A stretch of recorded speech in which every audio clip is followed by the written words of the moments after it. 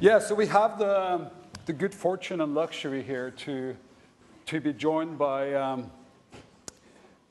two quite unique individuals in this particular area on which the president ended his keynote.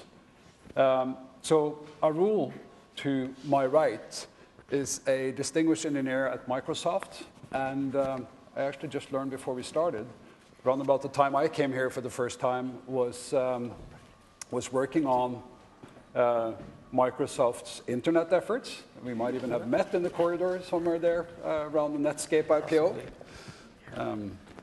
But also you have created Microsoft Translator, which is a product that does support Icelandic. Yeah. Although Arul, and I'll take you to task for this later, not Sami, which is another Nordic language, actually spoken across multiple Nordic countries, and in that quite unique. Yeah. Nico, you've also been at Microsoft, if I'm correct? I have worked at Microsoft, yes, so I know the enemy. And then you, yes, exactly. And then you jumped ship and you went and created the other speech god, not Siri, but Alexa. That's right. So we have two of the people who are responsible both for what has happened and accountable for what could happen in this area with us. So I want to start with you, though, Mr. President, because you've been on a tour. And you met, in fact, just a little reflection on this. We have developed technology that can target human preference and human emotional and cognitive life so precisely that we're able to lock ourselves into echo chambers that are so narrow we can fool ourselves into, for instance, attacking the most sacred buildings and institutions in our own democracy. But we have not managed to do the same thing for languages, for some reason. So, and no, you just met with Meta. There's a riddle hidden in there. And I hope to hear more about that from Arul and Nico. But what's been the results or the commitments or the so far from your trip up and down the coast to work on this? Thank you very much. I hope you can hear what I'm saying. Very well. Yeah, the results have been positive, and I very much look forward to meeting the representatives of Microsoft later today, and I'm convinced that there will be the same friendly reception there as elsewhere. You are absolutely right. With social media comes social responsibility, and the gigantic developments in technology we have witnessed in the last few years and decades, ever increasing, ever faster, pose these challenges you mentioned. And we are here just to focus on the language aspect and the voice recognition and the speech recognition aspect of it. So I'll focus on that also as I reply. It's not only because we want to make sure that a language, a small language, exists. It's also a human right, as it were. We have an island up there in the North Atlantic where people are not necessarily fluent in English, where people may have disabilities, visual impairment, or other disabilities. And if we cherish and promote technologies that rely on voice command, we must make sure that this positive development for the vast majority of people doesn't leave some people out. So there's that aspect to it as well. It is not only for some cultural or historical reasons that we're on this mission.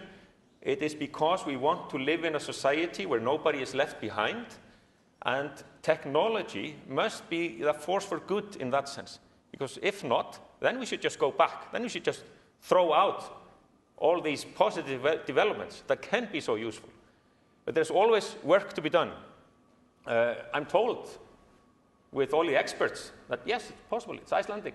I've met one person though who told me that speech recognition, voice recognition, all well and good, except with Danish. Doesn't work with Danish. Surprise. Surprise, surprise. It's a very, yeah, we won't go there, but it's, nobody understands Danish except the Danes.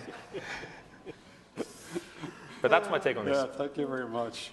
So I think I'll go to you first, Nico, because my experience from the software industry is when you do product roadmaps, New Zealand, it's another beautiful island, I think pretty much antipodium to Iceland, exactly on the side of the earth. And it's quite popular with early trials and pilots because it's isolated, so what goes wrong in New Zealand stays in New Zealand. And it's English language, so what you do there you can do straight off your beta or even earlier versions. But I thought the president made a super case with this, all the data that they already have captured there. So do you think Iceland could be a similar thing, but for the process of localization, precisely, and for long-tail languages? I think that data is very important, and so Iceland has had a lot of foresight here in collecting data and in working with the industry. Actually, the text-to-speech, that's the output of Alexa, that we use now, there was a company that joined us that was called Ivona. Early on, they joined us. And even before that, Iceland had worked with them actively to get them to produce Icelandic text-to-speech. So that, and by collecting data for them to work with, and I believe giving a grant so that they could do that, they produced 2 Icelandic voices. And that was a great company. They joined Alexa a few years in our journey, and now it's the voice of Alexa as well. And that voice is available on AWS Poly, a service too. When we think about languages in Alexa, first of all, we want everyone to be able to use Alexa. That's our goal, right? So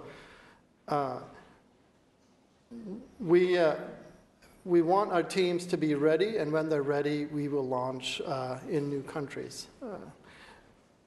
There's one thing, though, when I'm sitting here with someone from Microsoft. So when I was a graduate student in the 90s, Microsoft was already working on speech technologies. Right? At Amazon, when I joined 11 years ago, we had to start from scratch.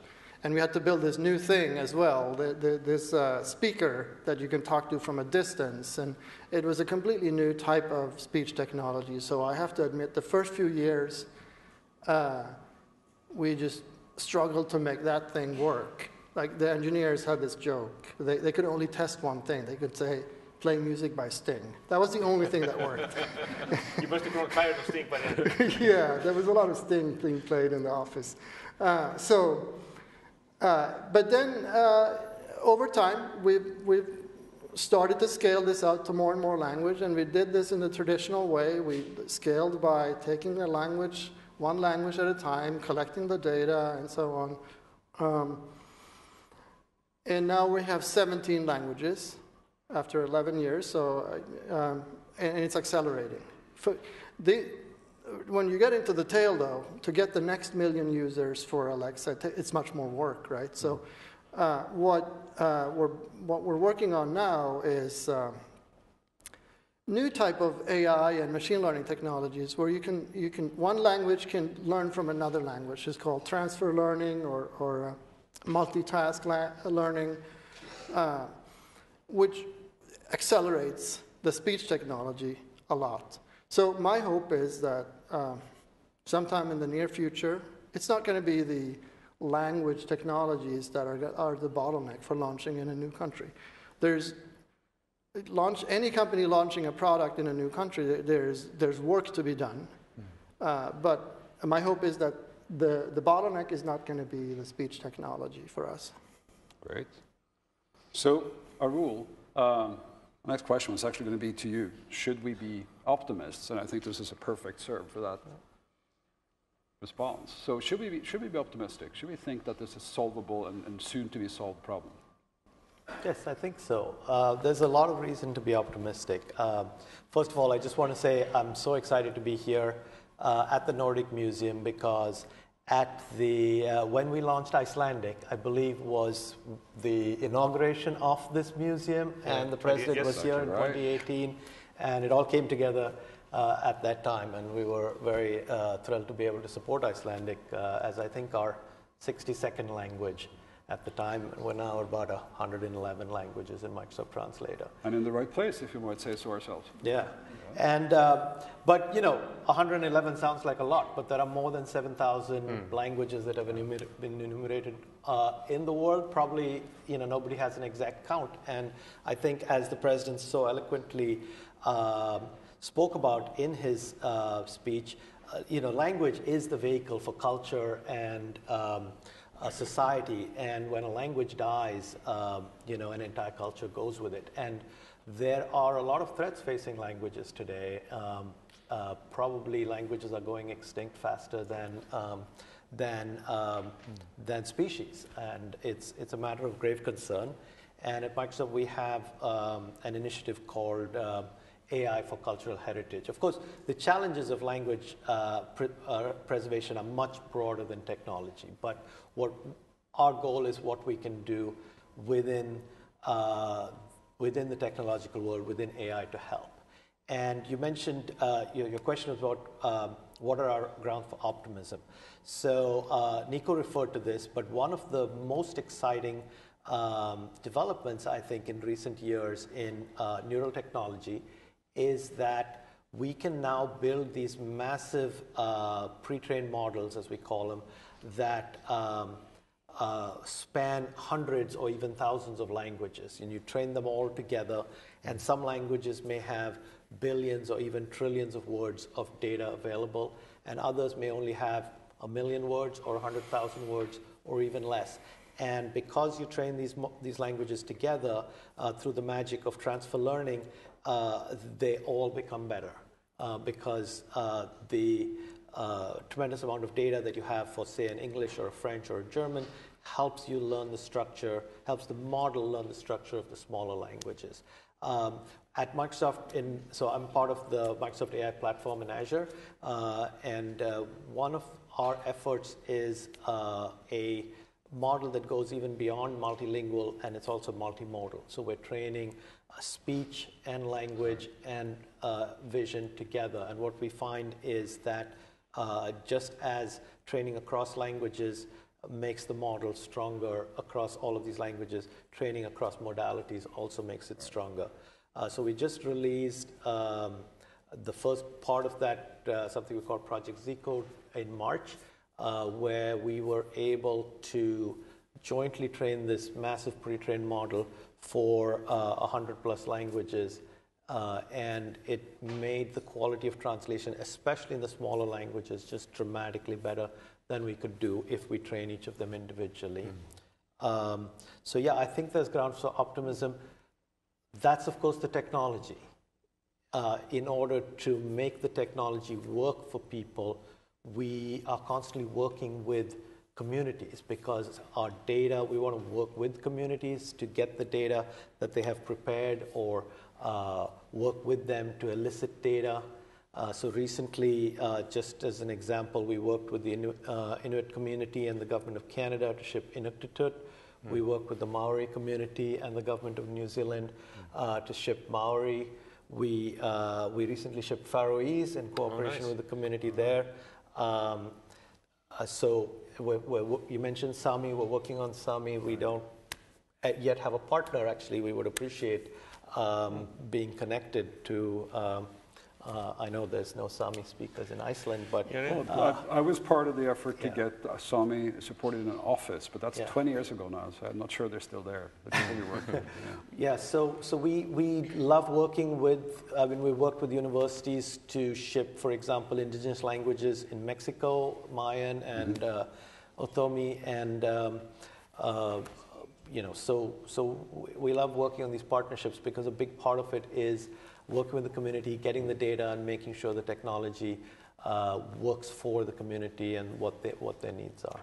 So these models that you train, they're typically data hungry. So more data, better outcomes, right? Yes. So precedence in the Icelandic strategy, should it be to try to federate somehow, with more of you, like work with perhaps 2 or 3 platforms, or should they work only with you or only with you? I'm not going to comment on that over here. No, this is for these gentlemen. Well, I think they've been following the right strategy of collecting a lot of open source data that's available to everyone. So it's available to the academic community, to any company, and then it just makes the language stronger. Yeah, I want to emphasize that, Birger, that the stuff we got, we work on the assumption that anyone who wants to use this for their benefit and ours is free to do so. I'm good with that. All right. Seems like let me just add that another development in machine learning and AI is trying to get the same result with less data. So there's a lot of emphasis on that right now for several reasons. Smaller languages might be one, but also privacy. So there used to be less constraints on privacy, and it was easier to get large volumes of data to be able to train these models. But now that we understand, the privacy concerns of our customers, we're going to have to work with less, and so that Alexa no longer listens to me in my kitchen. Is that how it's working now? I will not answer. I will not justify that question. I don't know, I'm curious. But that's so. There's many positive developments in AI and machine learning, and that field is moving so fast right now. So I'm very optimistic on getting it done with less data, and also being able to use multiple languages. Languages have a lot in common, right? And we haven't used that before. We train one language at a time. But when you train models that are, and you mentioned that too, right? You train your translation models with large numbers of languages together. They benefit from each other a lot. It is an amazing development that should make the global village a better place. I was in Hungary at the start of this year, attending a sports tournament, and I wanted to know what the good people of Hungary were saying about the matches being played, and I just put it into translation, and I got what I thought and assumed was a fairly accurate translation. But then I'm always reminded of possible pitfalls. I have the honor of convening parliament in Iceland by a speech, and the finishing line is always the same. Ég bið þingmenn að minnast ættjarðarinnar og rísa úr sætum. I ask all members of parliament to remember the motherland and rise from their seats. And they stand up. My wife Eliza put this into translation because she wanted to know what I said. And in English it came out like this. 90% correct. Isn't that a fair ratio? I ask all members of parliament to remember the motherland and resign. Rise from their seats, resign. You're out. I'm sure there are presidents in this world, not me included, who would want that. But it's a word of warning there. Well, I noticed you didn't say which translation, and I'm happy. Yeah. No, it wasn't yours. You might remember, this is actually kind of a dark joke by now, but when Secretary of State Clinton traveled to Moscow, she brought a reset button, but the Russian translation was overload. So, yeah, there we are. It's dangerous stuff. Dangerous stuff. So I wanted to also sort of bridge to one of the later discussions we're going to have today. So you described how you innovated your way out of the COD wars. Mm-hmm. And we're going to talk a little bit about later about how we can do new things different things in what looks like it unfortunately might evolve into a Cold War number 2 over the next few years. Regardless of what happens in the Ukraine, it's unlikely that the West and Russia will be very friendly on very friendly terms very soon. So we're going to explore that a little bit. And language is probably going to be an important part of that too. If you think about all the smaller languages that are lining the border, think of Estonian or Sami or multiple, Icelandic for that matter, you're a border nation. So is there a defense aspect to this mission you're on as well? There's certainly a political aspect to language and language policy when you look at the conflict in Ukraine, when you look at the Russian invasion of Ukraine, where the argument among the leadership in Moscow is that, well, Ukrainian isn't really a language, come think of it. So language has this political dimension as well.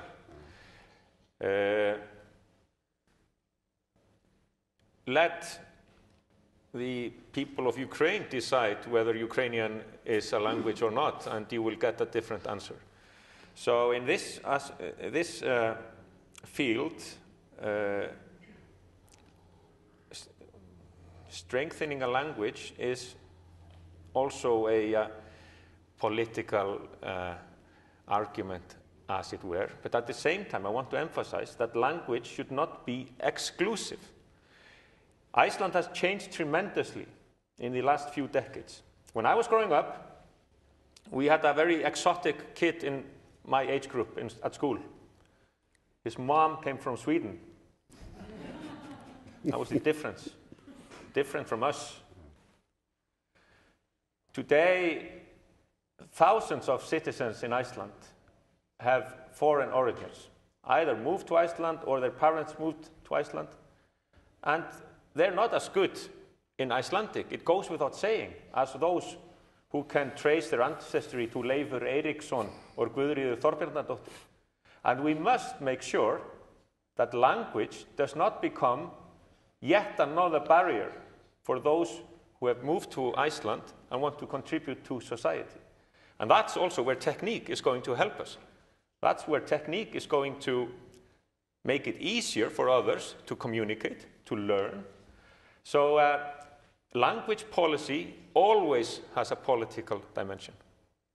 And as in this example, it can help us preserve unity, even with increasing diversity. We had a weather reporter once who hailed from abroad, saying the weather news in Iceland are important. The weather changes by the minute. If you land in Iceland and the weather is glorious, enjoy the day, because it's not going to be like that tomorrow. This weather reporter spoke with an accent, and there were people who complained. I find it hard. He's not like the other weather reporters. I'm used to the others. Can we get back the old weather reporter? Not somebody with an accent, please. But we could completely understand every sentence he said, every weather prediction. Rain is coming, wind becomes stronger. Possibility of sunshine, very slight. He replied in a brilliant manner. He said in Icelandic, yes, with an accent, but everybody could understand. He said, þeir skilja sem vilja. Those who want to understand will understand. And that's the ethos, that's the spirit, and then the technique will help us. Thank you so much, Nico, Arul, Mr. President. Thank you. Fascinating discussion. You have important business to attend to, so I think we need to wrap it up there. But thank you very much. Thank you very much. Yeah. Thank you.